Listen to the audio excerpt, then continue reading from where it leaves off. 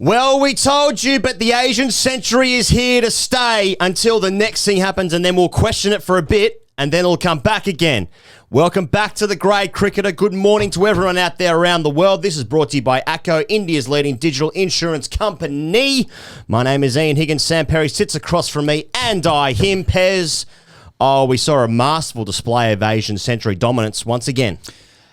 And we weren't sure at the start of the day whether, what we were going to see. Both teams were in it, all 4 results possible, 5 results if you include health officials running onto the field and stopping the game, as we saw in Argentina versus Brazil. But, mate, this is another marker laid down for this Indian team. It's not quite the Gabba, but it's one of those victories that people take notice of. When the book is written about Indian cricket emerging as the titans of Test cricket for a century, as we've predicted, this game will be one of those marquee victories due to the context, due to the fact that they came from behind, due to the manner of it. And I'm looking forward to discussing all of this with you, fair sir. Nothing will be the Gabba, and I feel like it's now. I feel all part of it now, because it's like when your team loses to the team that goes on into the tournament, you want that team to win the World Cup. That's right. Well, we got beaten by the eventual winners. Oh, well, the Gabba happened because economically. That's good analysis. England started the day, no wicket for 77. We thought, is it on here? And they finished the day all out for 210. India win by 157 runs, Pez. But there's only one way to analyse this. Can you, he goes, put it to me in grade terms? Spread pegs, stepmom's legs. And that brings me to thank the people out there who enjoyed the experience with us last night in Kangaroo Land, watching the live stream. So thanks for getting around it. If you're new here to the Grade Cricketer, feel free to hit the subscribe button. There's content coming all year round, baby, about 15 times a week on this channel. So if you like it, shoot it a like, give it a subscribe, get around us. Pez, let's go for the first thing, though, how it started, how the day started. And it started with a sensational, some would say, electric 100-run stand. I'm just going off the ECB highlights when they just celebrate England doing something minor and good. An electric 100-run stand, and we thought, this is the end of the Asian century. Of course. Anything that goes against India is the end of the Asian century until it begins again. Yes. It was a serene start. It looked like England were building little nicks, little glides, little nudges around the corner. A couple of pushes. Push. Flicks down the fine leg for boundaries. Thought, England are building. You could hear a little hum in the South London crowd at the Oval. The Barrett Army hadn't really fired up just yet. It was more sort of Jerusalem vibes. Yeah. 100 for no loss. We never see England openers do well. It's like, is it on for England here? What's going on? Yeah. But then, Tupac. The hologram. Tupac Thakur came on with a brilliant delivery to dismiss Burns. Finally got one to move. The ball wasn't moving in any way. No. And you just heard the celebrations. There's never one big Tell you what he did. You heard Virat Kohli screaming from second. So he was running the field to shake Ashwin's hand, who's calling his Jets on the bench. Yeah. Screaming down the wicket. We'll talk about Kohli later on with his leadership. Well, it was his game. They do know how, the Indians do know how to create momentum. They're a vibe. They're vibe. They're a really big vibe team. Yeah. They knew that they needed to create a vibe. And I tell you what, once Burns went, we were thinking this is a good knock from Hamid, but there was some gas taking from Hamid yesterday. Test cricket is tough. Let's just say that, right? Yeah. But he made his 50, he made his 60, but all of a sudden it was sort of 60 off 190 rocks. Yeah. He started to play some bizarre shots. There was the one that Siraj dropped that could have been his Damien Martin moment. Yeah. If they hadn't gone, that's an obvious reference. 1994. It's one for the kids. Yeah, exactly. One for the kids. But that was the first sign that England was starting to take a little bit of gas. Hamid just slowing down. We're going to get to Bumrah, but in retrospect, he'd sort of tied them up a little bit as well. Well, mate, when we were doing the stream, we thought at that moment, because it was so flat and it was so docile, nothing was happening, that we just thought, geez, it's a day where you basically create 10 chances and every single one of those has to come off. Maybe a little DRS, maybe an umpire's call going on. But my favourite part of the day was Siraj going down with an injury for 45 to 90 seconds, hiding his shame for dropping an absolute sitter. And we were watching it at the time. We were like, well, that's the day done. Are we going to keep doing this? When he went down, he had various symptoms. At first, it was the wrist, and then has he been hitting the groin? Has he been hitting the genitals? And then his head hurt a little bit. Sore throat, fever. It was entire. It was a holistic injury. It was a holistic. It was more just. It was overall sort of overarching. The symptoms of shame. Yeah, said it many times before. And then the Milan run out, and nothing will bring a group of young men together. Yeah. Like a run out, a catastrophic run out where someone fucks up. That's right. Because then, there's something about a pack mentality that you can have in cricket when someone has run out, they've been barbecued. Yes, we call it here. Then you can pick on the guy who's barbecued his mate. It's like, everything. This is where community programs should be focused on. They should be. When there's social ill discipline or social malaise in society, or the advent of cults, taking our young people, radicalizing them. Drink the Kool-Aid. Let's just get people involved in runouts more often. That's what brings people together, because with this run out, and this wasn't just a run out, but this is a run out from a sub with keeping pads on. Nothing will bring a group together more than that. Yeah. Yeah. Mayank Agarwal, he's got his shin guards on, swoops on one, whips it over to Rishabh Pant. Thought the throw was a bit high. Good gloves. Little bit of chat about whether Jadeja was in Milan's way. Pack him. This is Test cricket, brother. Get around him. Mate, this is how good the team's going. Rohit Sharma's just scored 100. He's got man of the match. You want to be in the field? Nah. Wouldn't have thought so. Player of the match too. Hot today, actually. I'll sit with Ashwin. What's he up to? Kissing his Surrey cap. All right, so now Milan's polishing his gun, obviously. That's right, he was. He was polishing something in there. All right, the lunch score was about 2 for 1. 2 for. I've been run out. Going to go and masturbate now. It's a stress reliever for me. Just easing the tension, baby.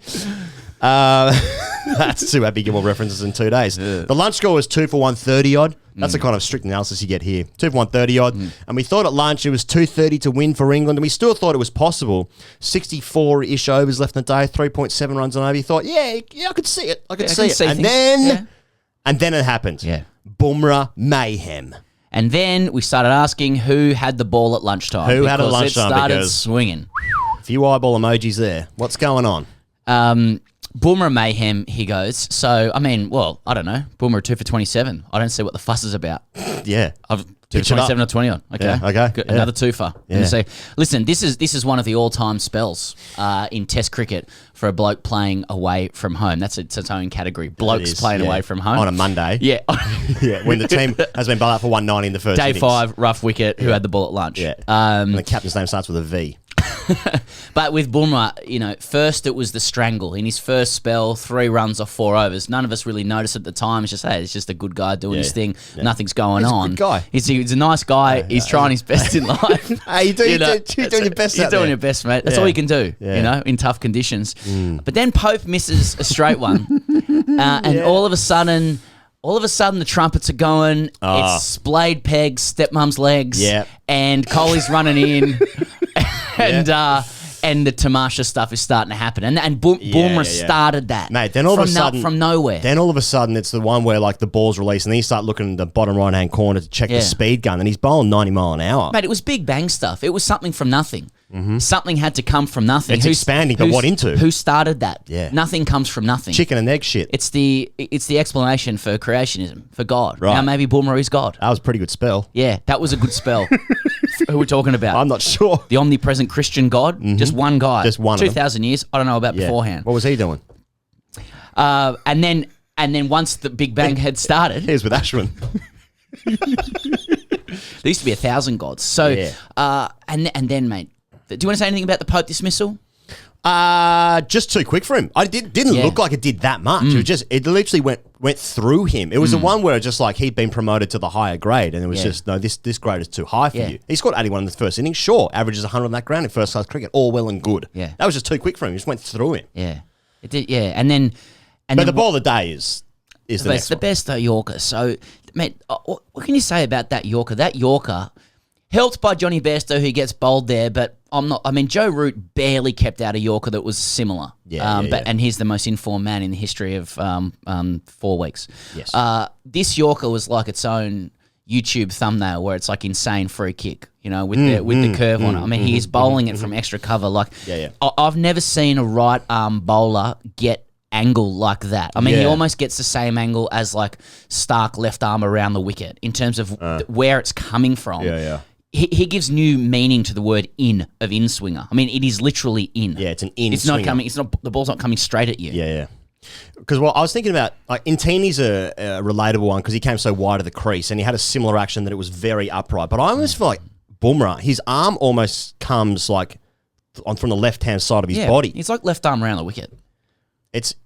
I mean, I don't know how the fuck he hit that. And it was also this moment of like, now it's reversing. And it was getting closer to the second new ball as well. And then they obviously didn't take it. They took it after tee. But he got it going. But it was more than that because it was this spell of they lost 4 for 6 in about half an hour, England. They were, 2 for 141. Then they went to 6 for 147. Hamid, Pope, Bairstow, Moeen. After Jadeja gets one to spit in the shit there and got caught at that pad. Yeah, he got it to spit in the shit. I mean, he was struggling to bowl over the wicket there, but he only needed a couple of hit the rough, and that's what he did. He did his job there. Yeah, how many no balls did he bowl? Just prolong the game. Interesting. It was the only place he could bowl over the wicket there, mate. It was. I can't think of a bowler who can extract more from a ball in terms of pace, bounce, trajectory, angle relative to his peers. I mean, nothing else was going on. That's why this spell was great. 2 for 140. There was, and you got to put that in perspective. It's 2 for 140. None for 77 overnight. India had hit 460 or whatever in the previous 2 days. So there was how many there'd been 5 wickets in the last day and a half. Yeah. And then there's 4. Yeah. All started by Bumrah. That's the greatness of it. I think that there's other bowlers who can bring something from nothing. Like I'm thinking in England, Broad and Anderson, more so Broad can do that in England. I know Cummins is a really into the deck bowler. He can try really hard. He can break that partnership. But I've never seen a spell like that, which was only 6 overs. I think 6 overs, 3 maidens, 6 for 6 runs with 2 wickets or something like that. 6-3, 6-2. Yeah, that's right. But like in terms of what was happening in the context of the game and the day, I mean, Joe Root's after the game, he said like, well, that just turned it around, and it really did, and it was in the space of half an hour, and that's the beauty of this team, where like I think in the most part, he's still getting a little whisper of criticism because I think people can see that he does this from time to time, but unless he does this every single game, it's like, wow, what's he up society. to? Possibly. Mate, great players are defined by their ability to either do things under pressure or to turn a game through sheer will and skill. And last night was the latter. It was something about the nature of the Pope wicket where it was just energy into it, and then he outskilled Bairstow. Exactly. He only needed that door to open, and then it was just a flood. Yeah. Because as we know, floods go through doors. In they mixed can. metaphors. They can. He was able to change the game. It was turning of the game. So of the tide. He came on and he created and shaped a different world. There was a different world before the Big Bang of Bumrah, and now we're all disciples. And on the 7th day, he rested. That's what it means to be world class. In terms of Bumrah again, he goes, and what this means. Like Woke said, use this Back to the Future quote the other day, saying, if you put your mind to it, you can do it. And actually, in Back to the Future 3, there's a steam train scene where the train keeps progressing to different speeds, and each time it progresses, people's hats come off and they fly backwards. I feel like Bumrah's done this. This is a little exclamation point in his career with Bumrah. He's only 27. He's already done a few things. He's destroyed different teams. But this is a spell that's like, you're going to the next level now. The other day, I use words, you see. The other day, Warren asked who are the top 10 fast bowlers in the last 50 years. Bumrah's not in there yet, but and I don't think there was an Indian bowler even mentioned in that conversation of the top 10 in the last 50 years. Yeah. It's very clear that Bumrah, if he goes at his current rate, will get into that top 10. He could get past Dominic Cork if he keeps playing like this, or Andy Caddick. He's on course. Special shout as well for Shardul. I want to talk about him. Getting Root out with seemingly the most innocuous ball of the day. Watching about this morning down here, they did actually deck back a little bit. And Root's been so strong, like just gliding down the third man. He's been so prodigious there. But it was just all wrapped up in the momentum which started from Bumrah's spell. And like, I mean, Tupac's had a fucking amazing game, 50 in each, and he's probably done well to avoid man of the match. He's avoided man of the match. Sharma's got it for a wonderful 100, no doubt. India's third innings, 466. Yeah, I mean, it's huge. But Tupac has fucking got the 50 in each innings. He's got big wickets in both innings. Let's call him for what he is. He's clutch. Gabba. He's clutch. He is. He's clutch. I mean, you look at it and you're like, how does this work? So it looks like it's about 120s, What's early this? 130s. Yeah. He's short. Yeah. It's like, what is it? He's muscular with the bat, but it's like, mate, this is India. Like, this is alpha big dogs. Yeah. How to get into this team? But he's got the hot hand. He's got the spirit. You know, there's something about Tupac that clicks. And every time he's performed, it's when the team has needed it. You love having a guy like that in your side. You know, he's a get around the boys selection, and he steps up when they need him. I mean, he's been a pivotal figure in two crucial, like, symbolic victories for this Indian cricket team that's emerging. You know, he's solidified his place. So I'm not saying in the 11 all the time, but what a cricketer! Mate, he's only played 4 tests. It's amazing. And also, Boys Yadav comes in with 3. Boys Yadav. That's right. All right, just got another third thing, just real quick, Pez. How's it going? So we started with how it started. How's it going? Let me give you some stats here, Pez. A couple of record-breaking things here. First time India's won more than 1 test in England since 86. That's 1986, not Federation Australia. Only second time India have won an away test after scoring less than 200 in the first innings. That's some winter equinox shit. First win at the Oval since 1971. 50 years. That's 2 out of 14 attempts. Jasper Bumrah, fastest to 100 test wickets for India, 24 tests. It's beating Kapil Dev's 25 tests. He could play. Rohit Sharma, first away test century. India have won 1 toss this series, obviously at Headingley when they got pumped. So they hate winning the toss. There's just some more record-breaking shit. And at the beginning of this series, Pez, I was kind of excited for England to find out how good India are, because I think that there was like this feeling that they'd done this amazing thing in Australia, but it didn't really mean anything. It was a bit of an outlier.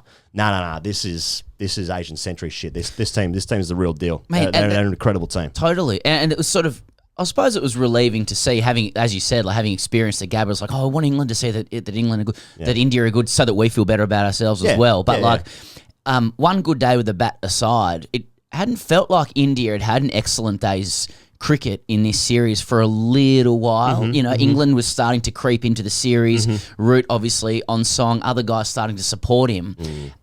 Coming into the day where it was a docile pitch, England were a chance. And then we saw the real India come right back into it, step up and show us who they are. And it sort of feels like 2-1 is about the correct reflection of where this series is at. England have threatened while India have sort of been in a little bit of a funk, some selection issues, etc. But they really stomped back into it through world-class performances yesterday.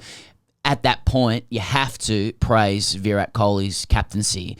Held his nerve, particularly with the non-selection of Ravi Ashwin. That's worked out. That's worked out for them. And that wasn't an easy one. I mean, you could have easily picked Ashwin. It made a lot of sense, but trusted his seamers, trusted his players. They all obviously believed in themselves yesterday. And they got it done. And here's the difference between India and I think Australia at the Ashes. So Australia in the Ashes, they made it 2-1 at Old Trafford in the 4th test. Yep.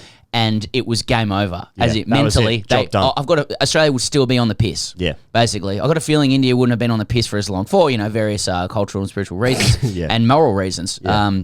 But I got a feeling India will turn up at Old Trafford and keep it going because they're doing something bigger than what Australia just wanted that urn. Yeah, they got the urn, and the rest was like, let's get drunk and drop catches at the Oval and pretend we're Steve Waugh. But this team's going somewhere bigger than that. Hashtag AskTGC brought to you by ACO. Siva writes in, hashtag AskTGC, in this hyper-connectivity age, is it possible to glean a dressing room's alpha, power play / balance by looking at who's following whom on Instagram? Coach and Rohit don't follow each other. Lord follows Coach, but not the other way, etc. Just a thought exercise. It is, and we're fond of thought exercises here. Yes, thank you, Siva. That's via Patreon. Thank you very much. Well, like the theory with this is to feign indifference to the things you're very good at and care about a lot. That's what it means to be alpha. Alpha is being good at something and then not looking like you care. It's like the Fonz in Happy Days, who was actually masking a tough upbringing and all sorts of other masculinity issues that he needed to deal with. Yeah. And by the same token, Gary Neville told Roy Keane that he had 5 million Instagram followers. And Roy Keane just looked at him bemusedly. Well, what does that mean? He knows exactly what it means. Clicks and likes. Exactly. So that's the theory behind it. I don't know what it means in terms of the alpha hierarchy, but I presume Coach is at the top. I suspect that Kohli actually doesn't even know the password for that account, if I had to guess. Well, as far as we understand, Kohli's just conspiracy theories.